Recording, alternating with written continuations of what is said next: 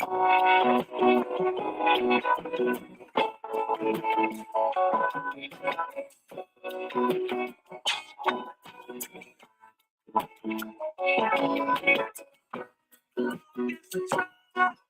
you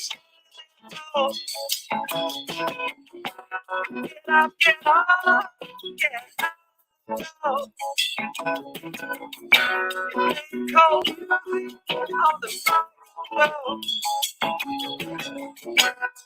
out in your laughter,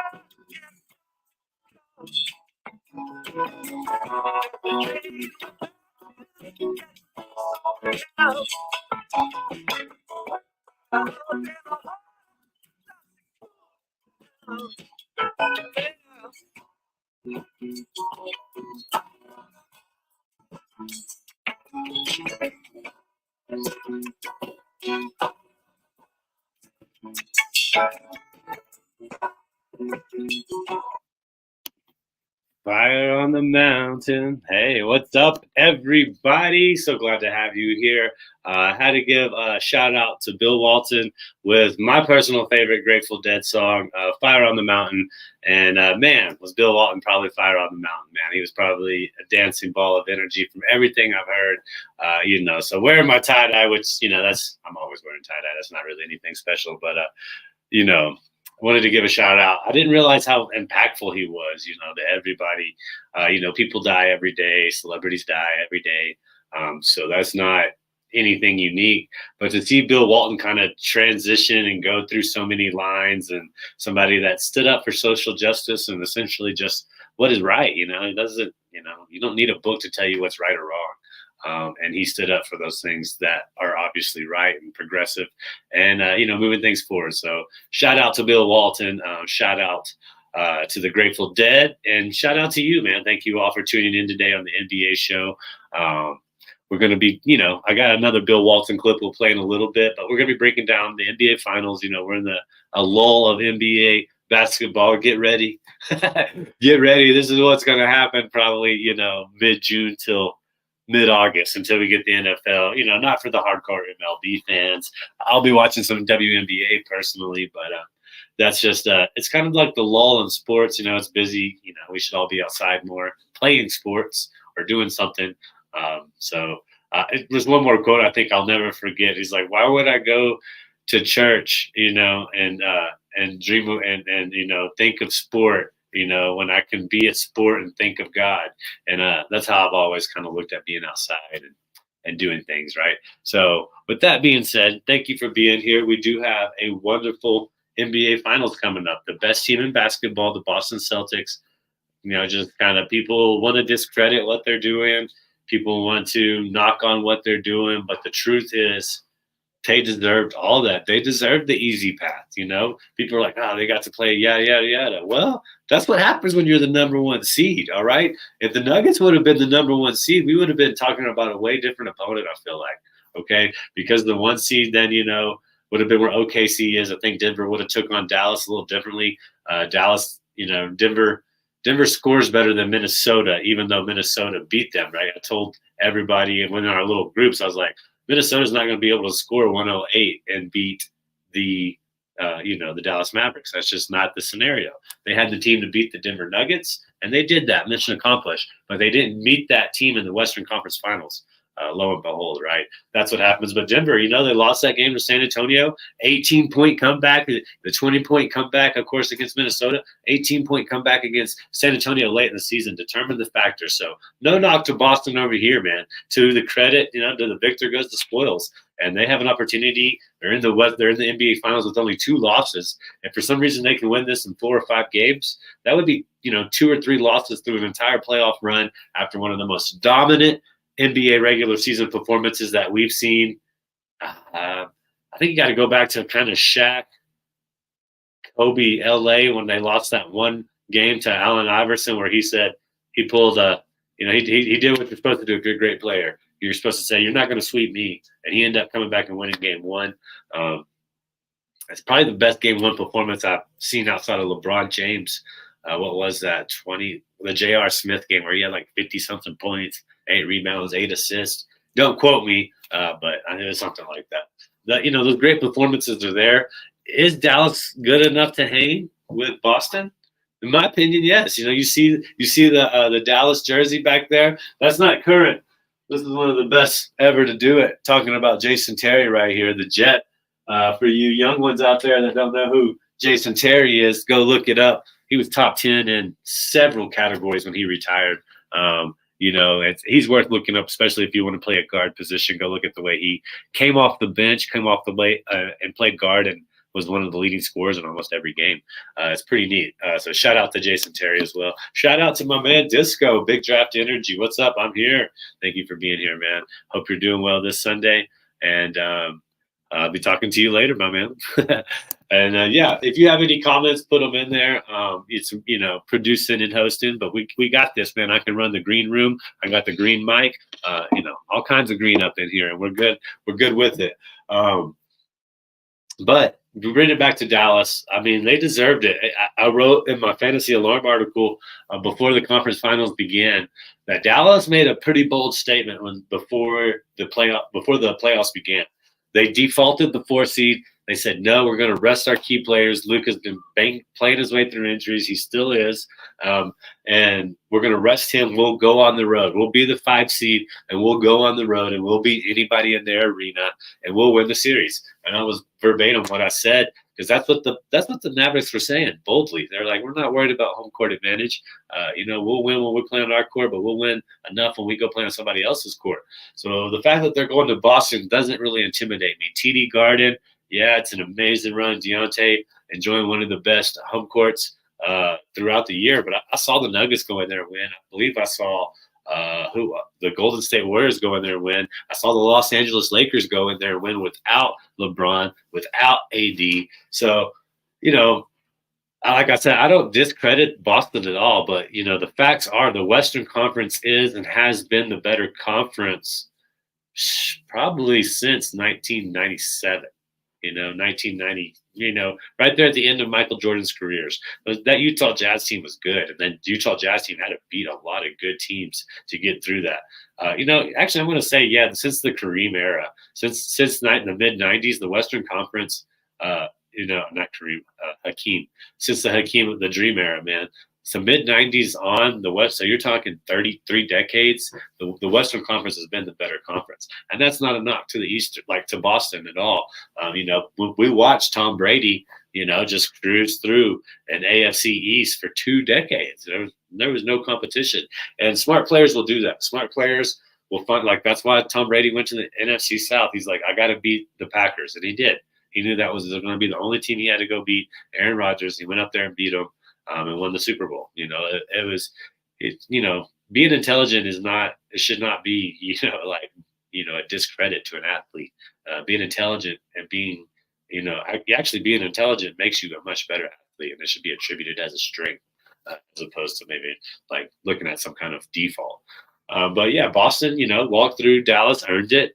Went through the Clippers, went through who were the heavy favorites to win the West, even almost to the playoffs. People were still just hyping up these Clippers because, LA has to be hyped for whatever reason when it comes to basketball.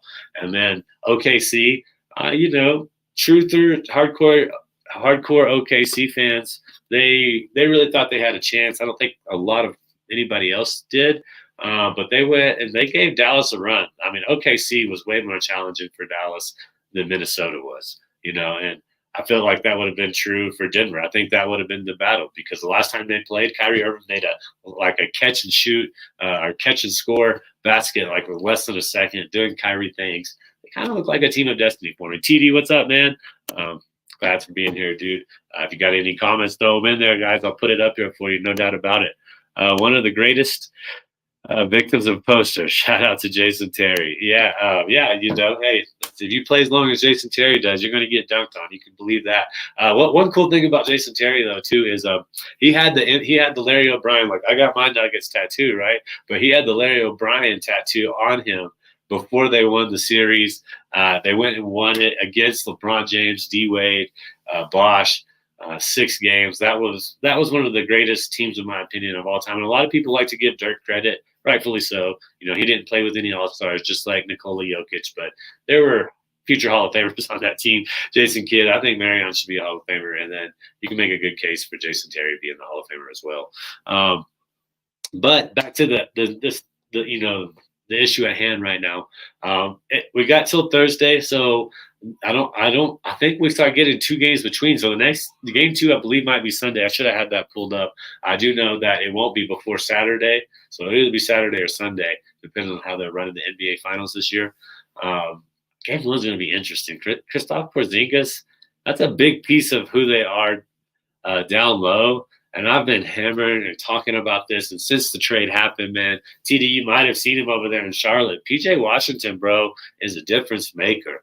He was just stuck on a team that has made some bad decisions and, dealt with some unfortunate injuries. The Ball brothers are successful, man. They went out and made money. They did what you're supposed to do in a capitalist society. As far as what they do on the court, man, it's real questionable. They're just constantly hurt. And when the best player on your team is hurt, like Ball, like this trend seems to be showing, as somebody that had Ball in fantasy, I'll let you know, you got to play, man. You just got to play. That's why we all love Anthony Edwards. That's the difference between him and Devin Booker. Devin Booker was like, what would you change?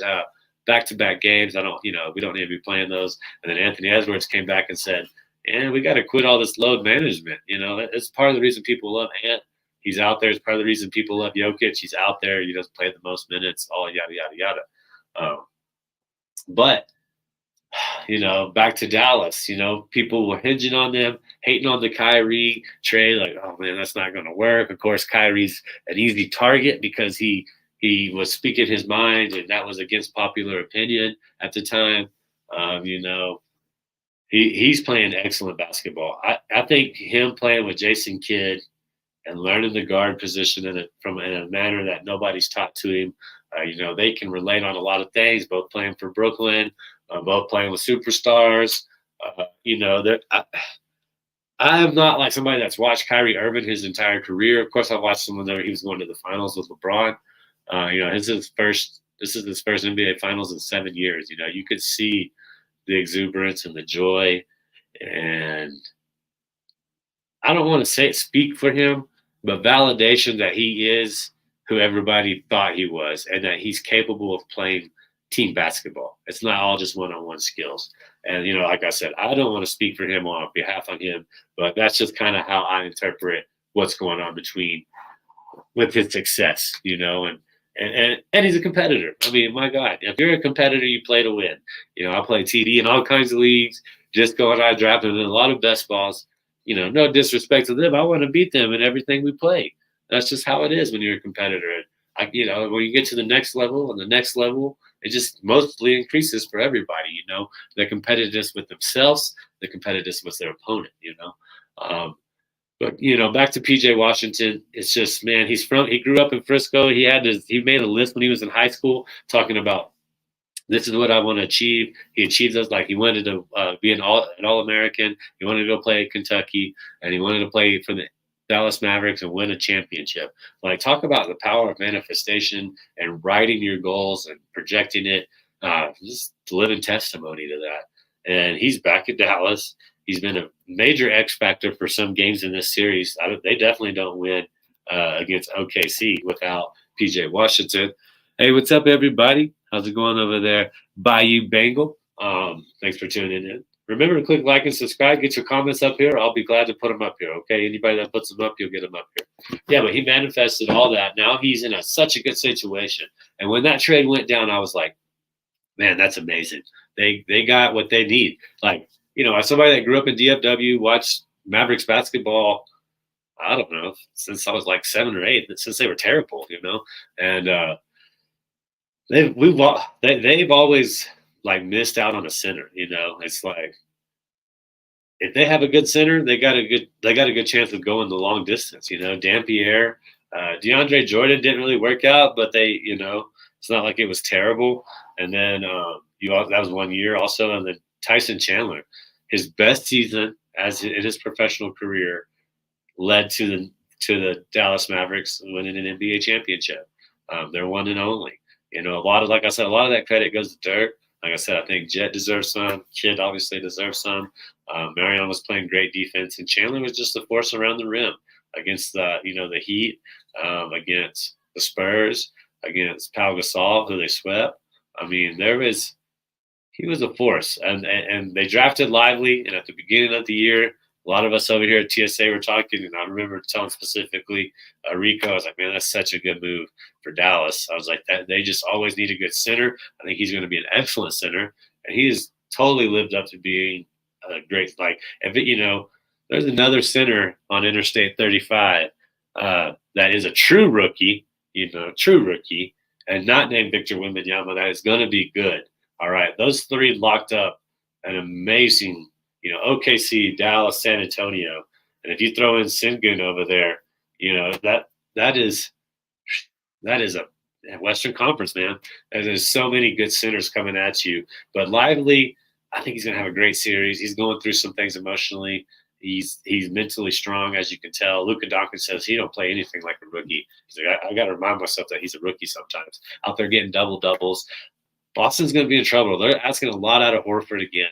I mean, I remember when he was playing for OKC, he didn't play hardly at all. I was like, well, man, he had a good career. There's nothing to be ashamed of. Goes back to Boston, revives himself again, and is a centerpiece. He's going to have to be a centerpiece of what they do. If he doesn't play great in game one against Lively, against, we didn't even talk about Daniel Gafford, who is an excellent pickup from what? We'll talk about. We were betting every game against Daniel Gafford and his rebounding line. Whoever the other center was, we were betting against him. It didn't matter. It was place the unit. Let's go. Place the unit. Let's go. Didn't matter who it was. Okay. He goes to Dallas. He gets the tutelage of a great franchise, working with Luka, working with Kyrie, understanding the lob game, understanding how to time the lobs to go against defenses and just make them pick their poison. Like, oh, you're going to come back and play me? Luka's got you. Now he's got the defender that you can't move with him. I mean, Luka's so good, man. He's so underrated. It's so crazy for me that people, kind of discredit the Balkans' physicality or their fluidity or their athletic ability just because they don't jump as much. Luka has amazing footwork. Nikola Jokic has amazing footwork. If you watch it, if you understand how they're setting up their player so they can do what they want to do and get to where they want to get. We clown on Rudy Gobert. I mean, Luka would have done that probably to anybody. He probably would have even done that to Jaden McDaniels. I mean, he has the footwork, the separation. He knows how to get what he wants. And Nikola Jokic is the same way. And then they can set up the pass. Okay, you want to come double me? Guess what? You just left Gafford, and I'm 6'7". I'm going to just pass it right over you because I'm 6'7". It blows my mind that that media will develop a narrative and people will just go with it. That doesn't make any sense to me. Is KP going to play? I think he plays the series. We'll see. I don't know if he plays game one, though. I really don't. European soccer players, man. Yeah, it's all the footwork. It's engraved in their culture.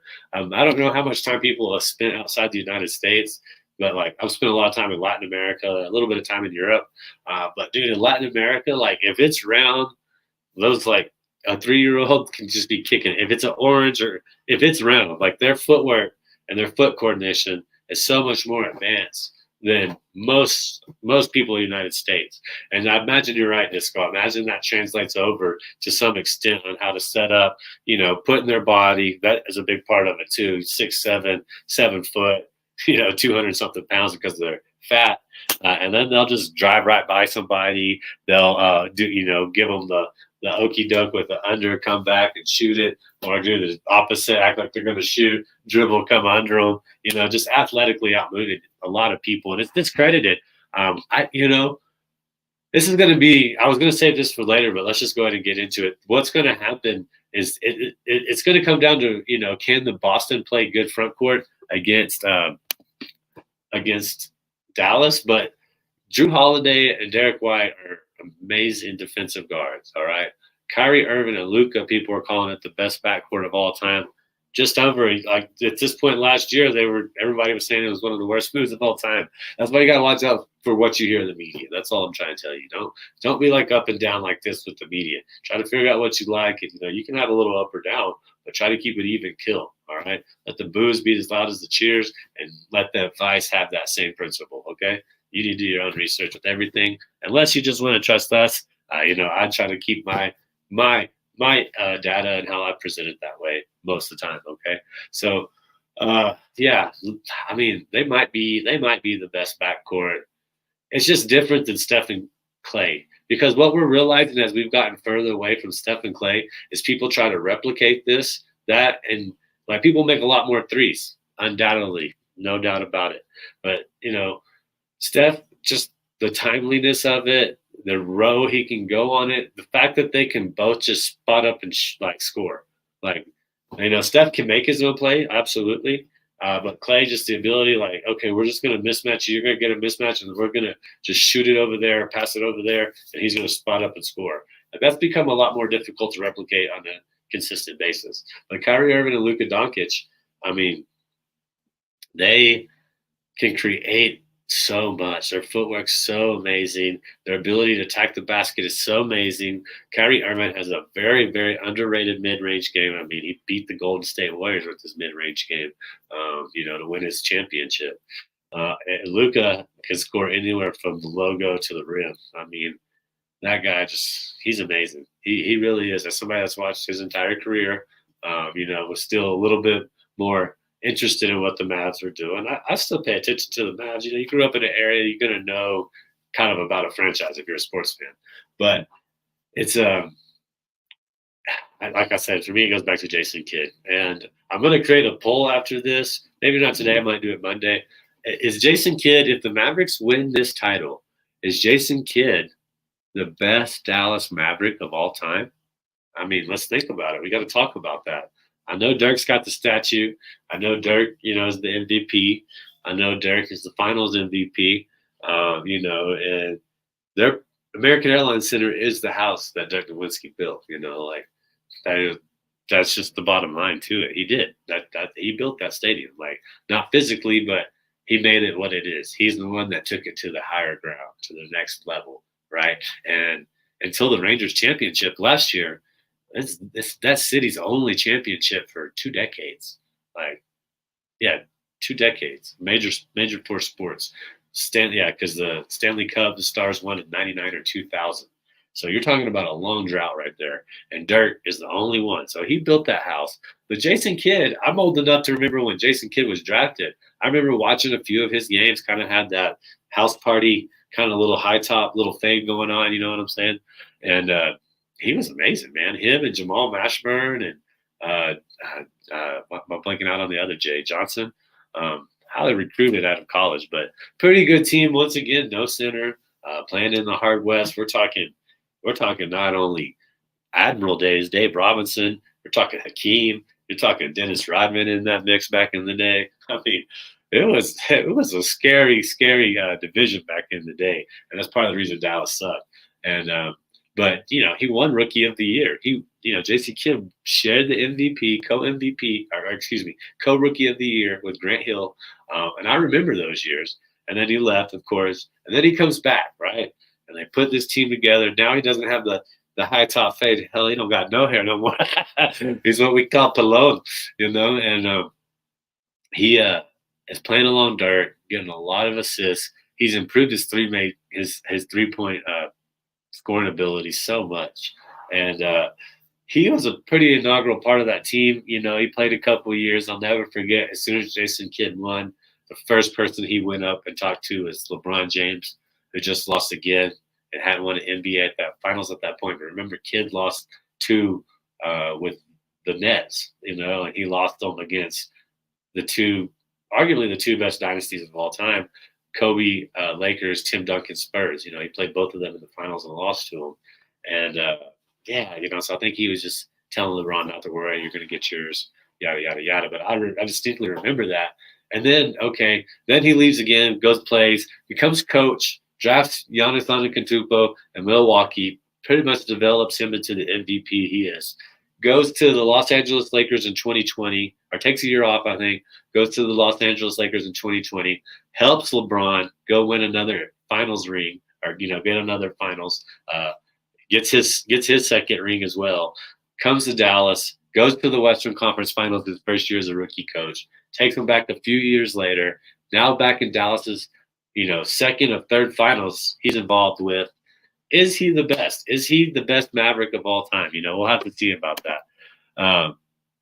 We'll have to see what's going on. JC's in here. He says I'm right here. He's busy too. How's it going, JC? But yeah, put your thoughts on there. So football, I see you got something about that. Just go Dirk, man. Dirk. I don't know if y'all have ever heard that story. Oh man, sorry, my camera's on top. It gets a little top heavy sometimes. You know what I'm saying? But Charles Barkley telling the story about the first time he met or he saw Dirk is when they were playing in the Olympics, and he was like, Pippen's like, I got him, because Pippen, the best defender, like I said, Pippen is the whole reason that Bulls dynasty works. Nobody wants to admit that, but that's the truth. Or not too many people want to admit that. And he was like, yeah, I got him. And they said that Dirk was like whooping him, the first quarter, and that's why Pippen's like, all right, I'll guard him. And then he went out there and he said Dirk was out there scoring left and right on them. He's like, no defense at all, but we couldn't stop him either. And he's like, that was my first time seeing Dirk. So shout out to the Dirk. What's up, Will? Thanks for chiming in, man. Let's see what you got right here, Sir Football, too. He said, kid has become such a solid coach. Didn't see him coming. My Lakers let him get away. Yeah, isn't that weird? But that's a good narrative right there. If the Lakers, who, after Vogel, I guess, is Ham the only coach? Yeah, y'all had one more year with Vogel, 2 years with Ham. If y'all would have just kept Kidd, there could have been that potential. And they were trying to get him back, and then Mark Cuban's not the owner anymore. But I still default to Mark Cuban. And they was like, no. Sign this extension right here, kid. Let's get you dotted. Let's give you some more money. I wonder how many decades of Jason Kidd's life have the Mavericks given him money. That would be an interesting. I bet 20s, 30s. He's got to be in his 40s. He's definitely in his 40s. And it could be into his 50s. That's kind of an interesting thing. I really don't try to talk about money. I don't really care how much he's getting paid. I just found that interesting, because you hear us people that with us normal people that have jobs and careers, like work 25, 30 years. I was just at my 7-year celebration. Somebody had 25 years. Like, man, that is so cool. I mean, but now Jason Kidd in a professional sports setting as a player and coach. They have stretched it out over a few decades. That's pretty interesting to see. So if you got an opinion on it, throw it out there for me. We might put it on the Sports Affiliation poll. Is Jason Kidd, I don't know how to phrase it. You can phrase it like, is Jason Kidd the best or the most important Maverick, either or, of all time if the Mavericks win this championship?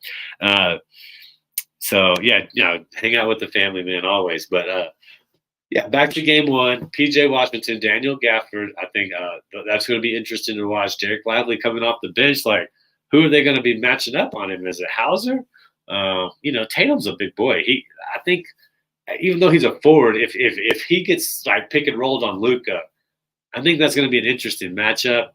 But man alive, if you're not betting the over on this, Dallas has by far the better defense out of these two teams. Okay, by far. People are trying to validate Dallas's. They're trying to look at regular season stats to validate. Let me rephrase that. I'm sorry. If we had a cut, we would edit that out.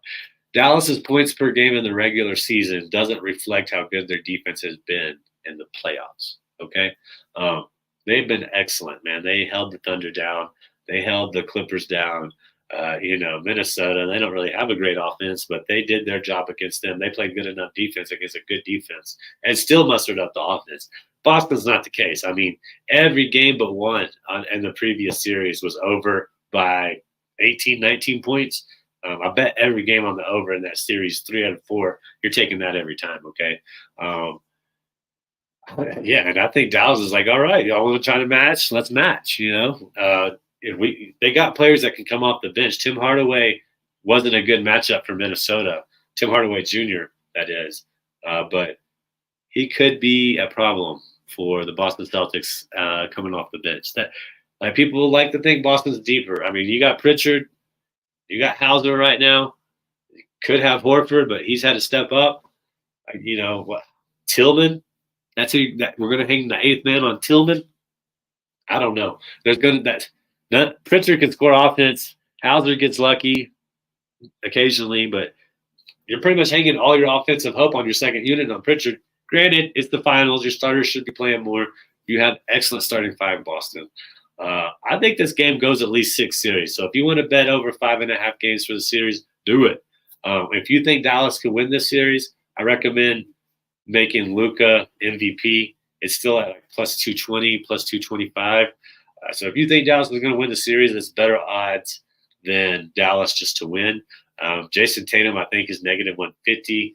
And I think Jaylen Brown, last I looked, is like plus 150. So if you feel really great about them, that's better odds than Boston winning. They're buying them far and away the favorite. They're over negative 200 for game one. I've personally bet game one the spread on Dallas. I'm going to go back and probably bet the over. Just kind of waiting for this line to see what it does a little bit more days. Waiting on some KP news as well. And then if you feel like taking the money line on Dallas, you could do it. You could maybe cash out early for a victory, come back in with another bet on the side. There's not too many player props, but look for Derek Lively rebounds, man. But if his rebounding line is 6.5, 7.5, 8.5, take it. 10 rebounds is a lot for a second unit center, but he usually comes in, and I just don't know who's going to out rebound him. Jason Tatum, Horford might be able to box him out some, but Lively is a rookie, and he plays with the energy of a rookie. He's full throttle out there. He plays about 25, 30 minutes at max. So bet is over. Get the rebounded in. I think it'll be a great line. All right. About to get out of here for the day. I did want to leave us with this real quick. I'm going to play it for us, and then I'll put the overlay on it so you don't see my goofy face while I'm working on the production of it. But here we go. It's from Bill Walton, and then we're going to get out of here after that, guys. So thank you for joining. Thank you for watching. Please subscribe to the videos. Remember, our Discord does have bets. We're getting it going. We're revamping the website as we speak, gearing up for fantasy football. And we have shows almost every day of the week coming up during the fantasy football season. All right. So I'll leave you with this, and then I'll come back in and we'll say goodbye. Coach Wooden, he lived by his 2 sets of threes, and he implored us to give it a try. And those 2 sets of threes: don't lie, don't cheat, don't steal, don't whine, don't complain, don't make excuses. That covers a lot of ground. And then Coach Wooden had a billion maxims and mantras that he would throw out at just the appropriate time. His use of the English language, unparalleled. That was his true love. And so he would say things to us like, be quick, but don't hurry, whatever the heck that means. Failing to prepare is preparing to fail. Happiness begins when selfishness ends. Never mistake activity for achievement. The worst things you can do for the ones you love are the things they could and should do for themselves. Stubbornness we deprecate, firmness we condone. The former is my neighbor's trait, the latter is my own. When everybody thinks alike, nobody thinks. It's okay to disagree, just don't be disagreeable. And there you have it. Some great advice from Bill Walton, passed down via his head coach. If you don't get time, you can kind of find that everywhere. Just Bill Walton shares Coach Wooden's advice. There's a lot to digest there, man. But if you can just, even take a couple bites of that and really process it and really embody it and try to incorporate it into your life, you'll see some drastic changes, man. Used to think that was just a bunch of mumbo jumbo, right? It's really not, man. It's weird that all the champions kind of identify to the same things. And if you manifest good things, if you have integrity, essentially, that's how you can sum up what he did. Have purpose with what you're doing, and basically don't lie to yourself. Don't deceive yourself. And you're going to go a lot further, man. And that's just part of it. All right. Thank you, everybody, for being here. We'll be back next week. You'll probably have JR. Won't have this ugly mug looking at you. JR should be back here. We might be back, a few of us, breaking down the finals. Definitely breaking down game one, possibly game two. Thank y'all for being here. Thank you, Bill Walton, for all the inspiration. And, hey, thank you, Grateful Dead, too. And thank you for watching, guys. I'll see you next week.